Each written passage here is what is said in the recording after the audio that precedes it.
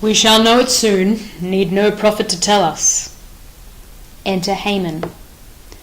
Son, you have heard, I think, our final judgment on your late betrothal. No angry words, I hope. Still friends, in spite of everything, my son? I am your son, sir. By your wisest decisions my life is ruled, and them I shall always obey. I cannot value any marriage tie above your own good guidance. Rightly said. Your father's will should have your heart's first place.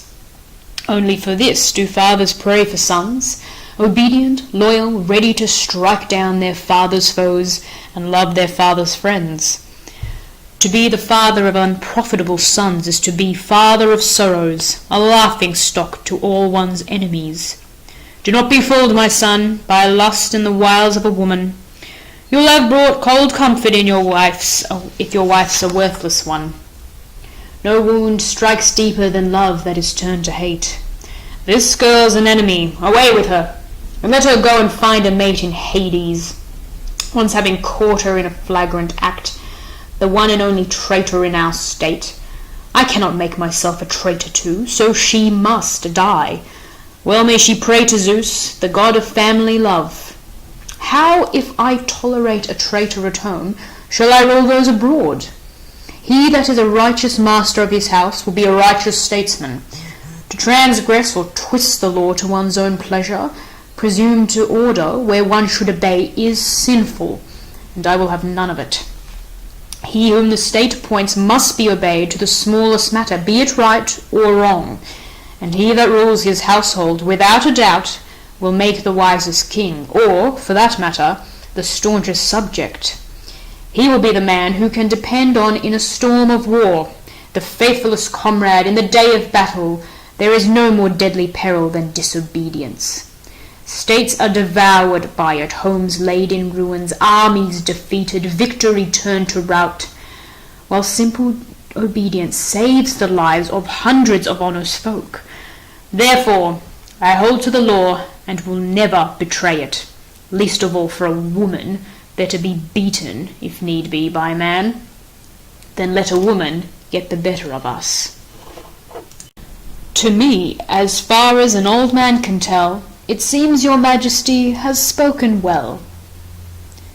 Father, man's wisdom is the gift of heaven, the greatest gift of all.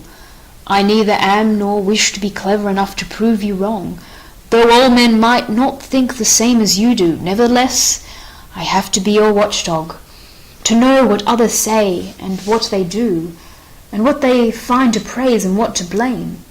Your frown is a sufficient silencer for any word that is not for your ears. But I hear whispers spoken in the dark. On every side I hear voices of pity for this poor girl, doomed to the cruelest death, and most unjust, that ever woman suffered for an honourable action, burying a brother who was killed in battle, rather than leave him naked for dogs to maul and carrion birds to peck at. Has she not rather earned a crown of gold? Such is the secret talk about the town. Father, there is nothing I can prize above your happiness and well-being. What greater good can any son desire? Can any father desire more for his son? Therefore I say, let not your first thought be your only thought. Think if there cannot be some other way. Surely to think your own the only wisdom, and yours the only word and the only will, betrays a shallow spirit, an empty heart. It is no weakness for the wisest man to learn when he is wrong, know when to yield. So on the margin of a flooded river, trees bending to the torrent lie unbroken, while those that strain against it are snapped off. A sailor has to tack and slacken sheets before the gale, or find himself capsized. So, Father, pause and put aside your anger. I think, for what my young opinion's worth, that good as it is to have an infallible wisdom, since this is rarely found, the next best thing is to be willing to listen to wise advice. There is something to be said, my lord, for this point of view. and for yours as well. There is much to be said on both sides. Indeed! Am I to take lessons at my time of life from a fellow of his age? No lesson you need to be ashamed of. It isn't a question of age, but of right and wrong. Would you call it right to admire an act of disobedience? Not if the act were also dishonourable. And was not this woman's actions dishonourable? The people of Thebes think not. The people of Thebes! Since when do I take my orders from the people of Thebes? Isn't that rather a childish thing to say? No, I am king and responsible only for myself. A one-man state? What sort of state is that? What? Does not every state belong to its ruler? You'd be an excellent king on a desert island. Of course, if you're on the woman's side. No, unless you're the woman, it's you I'm fighting for. What, villain, when every word you speak is against me? Only because I know you are wrong, to respect my own authority. What sort of respect tramples on all that is holy? Despicable coward, no more will than a woman. I have nothing to be ashamed of, yet you plead her cause. No, yours and mine, and that of the gods of the dead. You'll never marry her this side of death. Then, if she dies, she does not die alone. Is that a threat, you impudent? Is it a threat to try and argue against wrong-headedness? You'll learn what wrong-headedness is, my friend, at your cost. Oh, father, I could call you mad, were you not my father. Don't today me, boy. Keep that for your lady love. You mean to have the last word, then? I do. And what is more, by all the gods in heaven, I'll make you sorry for your impudence. Calling to those within, bring out that she-devil and let her die now, with her bridegroom by to see it. That sight I'll never see, nor from this hour shall you see me again. Let those that will be my witness of your wickedness and folly. Exit. He is gone, my lord, in very passionate haste, and who shall say what a young man's wrath may do? Let him go, let him do, let him rage as never a man raged. He shall not save those women from their doom. You mean then, sire, to put them both to death? No, not the one whose hand was innocent. And to what death do you condemn the other?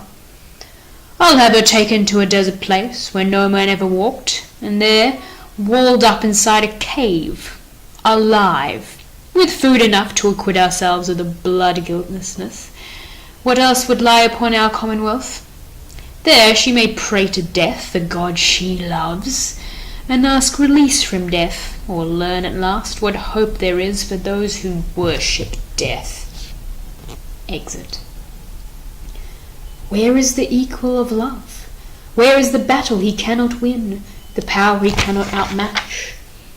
In the farthest corners of earth, in the midst of the sea, he is there, he is here, in the bloom of a fair face, lying in wait, and the grip of his madness spares not God or man, marring the righteous man, driving his soul into mazes of sin and strife, dividing a house.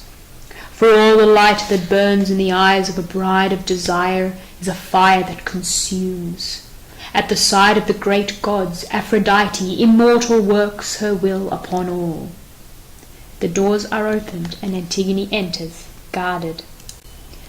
But here is a sight beyond all bearing, at which my eyes cannot but weep, Antigone forth-faring to her bridal bower of endless sleep.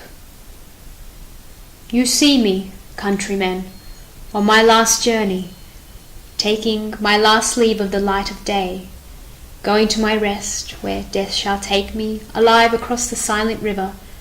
No wedding day, no marriage music. Death will be all my bridal dower. But glory and praise go with you, lady, to your resting place. You go with your beauty unmarred by the hand of consuming sickness, untouched by the sword, living and free as none other than ever did before you.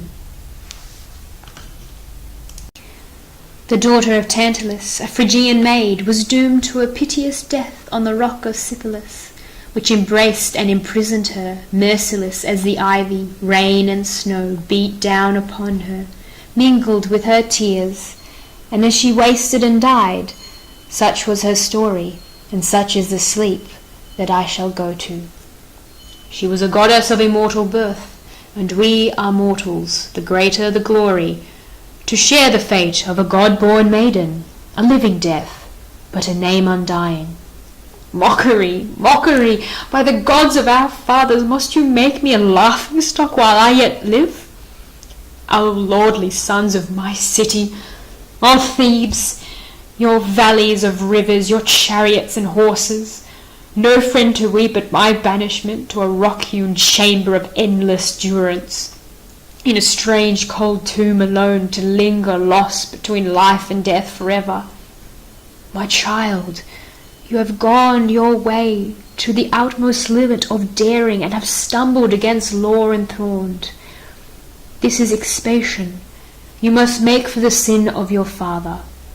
My father, the thought that sears my soul, the unending burden of the house of Labachus, monstrous marriage of mother and son, my father, my parents, oh, hideous shame, whom now I follow, unwed, curse-ridden, doomed to this death by the ill-starred marriage that marred my brother's life. An act of homage is good in itself, my daughter, but authority cannot afford to connive at disobedience. You are the victim of your own self-will, and must go the way that lies before me. No funeral hymn, no marriage music, no sun from this day forth, no light, no friend to weep at my departing. Enter Creon. Weeping and wailing at the door of death, there'd be no end of it if it had the force to buy death off. Away with her at once, close her up in the rock-vaulted tomb. Leave her and let her die, if die she must, or live within her dungeon. Though on earth her life is ended from this day, her blood will not be on our hands. So to my grave, my bridal bower, my everlasting prison I go, to join those many of my kinsmen who dwell in the mansions of Persephone, last and unhappiest before my time. Yet I believe my father will be there to welcome me, my mother greet me gladly, and you, my brother, gladly see me come. Each one of you my hands have laid to rest, pouring the due liberations on your graves.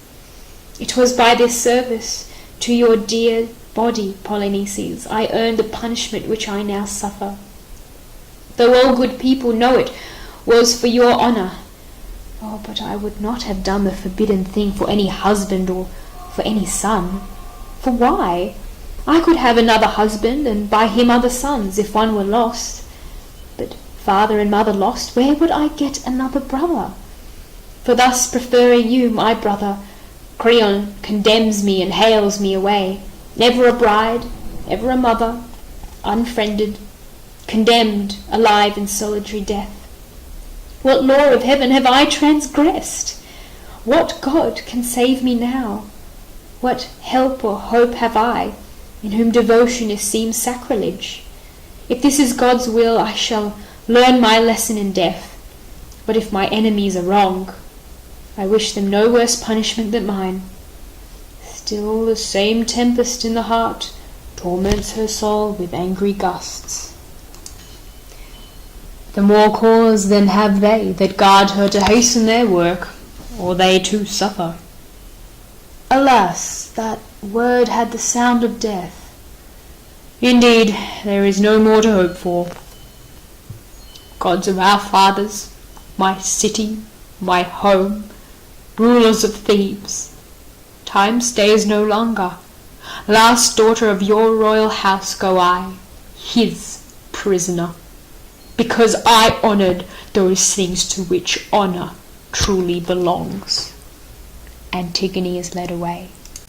Such was the fate, my child, of Danae, locked in a brazen bower, a prison secret as a tomb, where was no day. Daughter of kings, her royal womb garnered the golden shower of life from Zeus. So strong is destiny, no wealth, no armor, no tower, no ship that rides the angry sea her mastering hand can stay. And Dryas' son, the proud Edonian king, pined in a stony cell at Dionysus' bidding, pent to cool his fire, till all his full-blown passion spent, he came to know right well what God his ribald tongue was challenging. When he would break the fiery spell of the wild Medeans revelling and vex the Muses' choir, it was upon the side of Bosporus, where the black rocks stand by the Thracian Salamideus, over the twin tide, that the Thracian Ares laughed to see how Phineus' angry wife most bloodily blinded his two sons' eyes that mutely cried for vengeance. Crazed with jealousy, the woman smote them with the weaving needle in her hand.